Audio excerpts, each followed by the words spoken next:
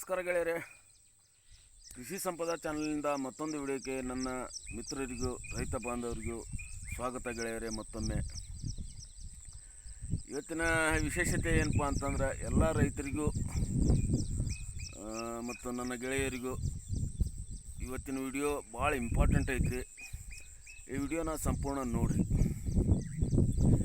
ಯಾಕೆ ಇಂಪಾರ್ಟೆಂಟ್ ಅಂತ ಹೇಳ್ತಾ ಇದ್ದೀನಪ್ಪ ಅಂತಂದ್ರೆ, ಭತ್ತ ನಾಟಿ ಮಾಡುವಾಗ ನಾವು ಯಾವ ರೀತಿ ಭತ್ತನ ಮೊಳಕೆ ಕಟ್ಟಬೇಕು, ಅವುಗಳನ್ನ ಯಾವ ರೀತಿ ಮಡಿ ಮಾಡಬೇಕು ಮತ್ತು ಅದನ್ನು ಯಾವ ರೀತಿ ಕ್ಲೀನ್ ಮಾಡಿ ಮಡಿ ಕಟ್ಕೊಂಡು ಭತ್ತನ ಅದರೊಳಗೆ ಹಾಕಬೇಕು ಅನ್ನೋದ್ರ ಬಗ್ಗೆ ಒಂದು ವಿಡಿಯೋ ಮುಖಾಂತರ ಸಣ್ಣ ಪ್ರಯತ್ನ ಮಾಡ್ತಾಯಿದ್ದೀನಿ ಗೆಳೆಯರೆ.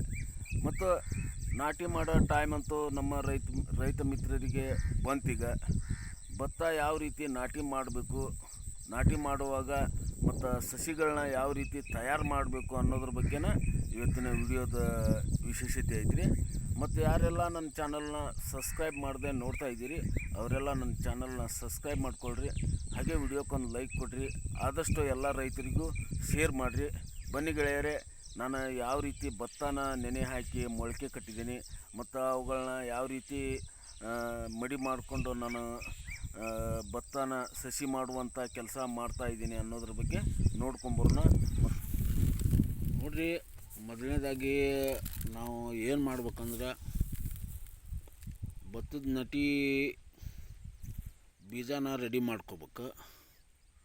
ಮಾಡ್ಕೊಂಡಾದ್ಮೇಲೆ ಎರಡನೇದಾಗಿ ನಾವು ಆ ಬೀಜನ ಮೊಳಕೆ ಕಟ್ಟಿದ ಬೀಜನ ಹಾಕುವಂಥ ಜಾಗನ ತಗೊಂಡು ಬರೋಬ್ಬರಿ ಒಂದು 2-3 ಮೈಯರ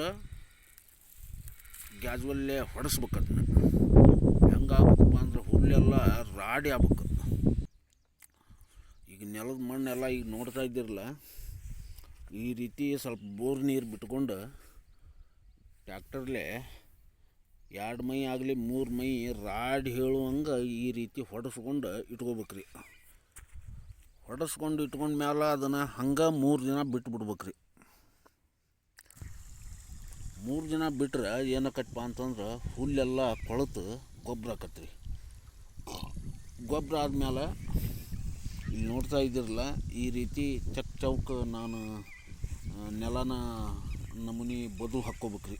2 ಸೈಡ್ ಬದು ಹಾಕ್ಕೊಂಡು ಒಂದಿನ ನೀರು ಕಟ್ಕೊಂಡು ಇಟ್ಕೋರಿ. ಇಟ್ಕೊಂಡಾದ್ಮೇಲೆ ಮಡಿ ಮಾಡೋ ದಿವಸ ನೀರೆಲ್ಲ ಕಡಿಯಲ್ಲಿ ಮಾಡಿಕೊಂಡು ಹಿಂಗೆ ಸಮನಾಗಿ ಎಲ್ಲ ಸಾಫಾಗಿ ಈ ರಾಡಿನ ಲೆವೆಲ್ ಮಾಡ್ಕೋಬೇಕು.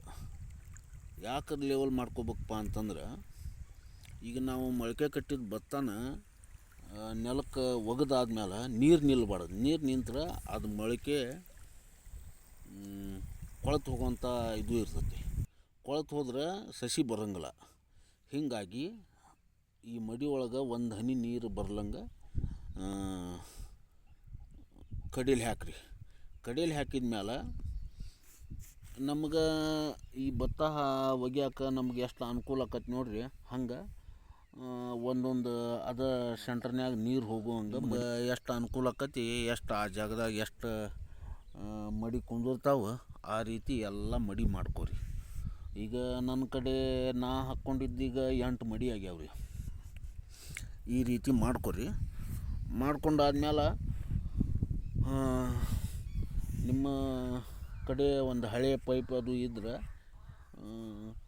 ಅಲ್ಲೇ ಇಲ್ಲೇ ಜಿಬ್ಬ ಅದು ಇದ್ದಿದ್ದನ್ನೆಲ್ಲನೂ ಪೈಪ್ಲೇ ಲೆವೆಲ್ ಮಾಡ್ಕೊರಿ ಕುಂತ್ಕೊಂಡು. ಇಲ್ಲಿ ನೋಡ್ತಾ ಇದ್ದಿರಲ್ಲ, ಇದು ಭಾಳ ಸುಲಭ ಐತ್ರಿ ಇದು ಮಾಡುವಂಥ ವ್ಯವಹಾರ. ಈ ರೀತಿ ನಾವು ಮಾಡಿಕೊಂಡ್ರೆ ಈ ಭತ್ತದ ಸಸಿಗಳು ಚೆನ್ನಾಗಿ ಬರ್ತಾವೆ. ನೀರು ನಾವು ನಿಲ್ಲೋಂಗೆ ಇಟ್ಕೊಂಡ್ಬಿಟ್ರೆ ಏನಾಗ್ತೈತ್ರಪ್ಪ ಅಂತಂದ್ರೆ, ಸಸಿ ಬಂದು ಮೆಳಿ ಎಲ್ಲ ಸತ್ತು ಹೋಗ್ಬಿಡುತ್ತೆ ನೀರು ನಿಂತ್ಕೊಳ್ಳೋ ಜಾಗದಾಗ. ಅದಕ್ಕಾಗಿ ನಾನು ಈ ರೀತಿ ಲೆವೆಲ್ ಮಾಡ್ಕೊಂಡೇನಿ ರೀ. ಮಾಡ್ಕೊಂಡಾದ್ಮೇಲೆ ಈ ಮೊಳಕೆ ಕಟ್ಟಿದ್ವು ಬೀಜ ಇರ್ತಾವಲ್ಲ ರೀ, ಬೀಜನ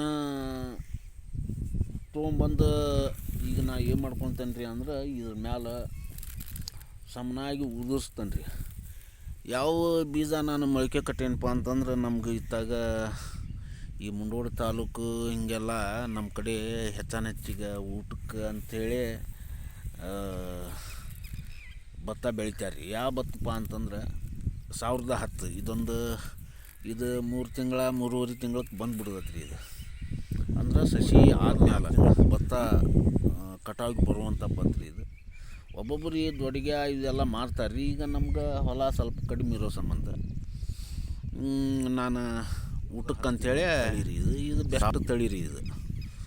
ಇದು 1010 ಯಾಕಂತಾರಪ್ಪ ಅಂತಂದ್ರೆ ಇದು ಸ್ವಲ್ಪ ಉದುರ್ತೈತೆ ರೀ. ಇದು 10 ಉದುರೋದು 1000 ತೆನೆ ಮ್ಯಾಲೆ ಇರೋದು ಭತ್ತ ರೀ ಇದು. ಅದಕ್ಕಾಗಿ ಈ ಊಟಕ್ಕಂತೂ ಭಾರಿ ಭತ್ತ ರೀ ಇದು. ಭಾರಿ ರುಚಿ ಸಿಗ್ತೈತೆ ರೀ ಅನ್ನ. ಹೀಗಾಗಿ ನಾನು 1010 ನಾಟಿ ಮಾಡ್ತೇನೆ ರೀ ನಾನು. ಈಗ ನಾವು ಈ ರೀತಿ ಮಾಡ್ಕೊಂಡೇನೆ ರೀ. ಹಿಂಗೆ ಮಾಡ್ಕೊಂಡ್ಮೇಲೆ ಈಗ ಭತ್ತ ಉದುರಿಸಿ ಕೈ ಬಿಟ್ಬಿಟ್ರೆ ಆತ್ರಿ. ಈಗ ಉದುರಿಸಿದ ಆದ್ಮೇಲೆ ಮಡಿ ಒಳಗೆ ಒಂದು 3 ಅಥವಾ 4 ದಿನ ನೀರು ಕಟ್ಟಕ್ಕೆ ಹೋಗ್ಬೇಡ್ರಿ. ಇಲ್ಲ ಒಂದೊಂದು ಕಾಳು ತೇಲಿ ಹೋಗ್ಬಿಡ್ತಾವ್ರಿ ನೀರಿನ್ಯಾಗ. ಅದಕ್ಕಾಗಿ ರೀ ನೀರು ಕಟ್ಲಂಗೆ ಒಂದು 3-4 ದಿನ ನೋಡ್ಕೊರಿ. ಸಸಿ ಯಾವಾಗ ಹಸಿರು ಹೊಡೆದು 2 ಗೆರೆ ಬಿಡ್ತೈತೆ ನೋಡಿರಿ, ಅವಾಗ ತೆಳ್ಳಗೆ ನೀರು ಕಟ್ಕೊಂತ ಹೋಗ್ರಿ.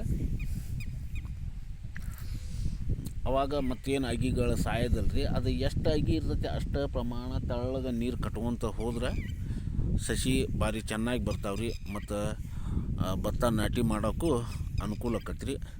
ಇಲ್ಲಿವರೆಗೂ ಮತ್ತು ಏನೆಲ್ಲ ಈ ವಿಡಿಯೋದಾಗಿನ ವಿಷಯ ಕೇಳಿದಿರಿಪ್ಪ, ನೀವು ಇದೇ ರೀತಿನ ಸಸಿನ ನಾಟುವಂಥ ಕೆಲಸ ಮಾಡಿರಿ. ಮತ್ತು ಇಲ್ಲಿವರೆಗೂ ನನ್ನ ವಿಡಿಯೋಗಳನ್ನ ನೋಡಿದ್ದಕ್ಕೆ ಮತ್ತು ಧನ್ಯವಾದ ಹೇಳುತ್ತಾ ಮುಂದಿನ ವಿಡಿಯೋದಲ್ಲಿ ಭೇಟಿ ಆಗೋಣ ಗೆಳೆಯರೆ. ಅಲ್ಲಿವರೆಗೂ ಎಲ್ಲರಿಗೂ ನಮಸ್ಕಾರ.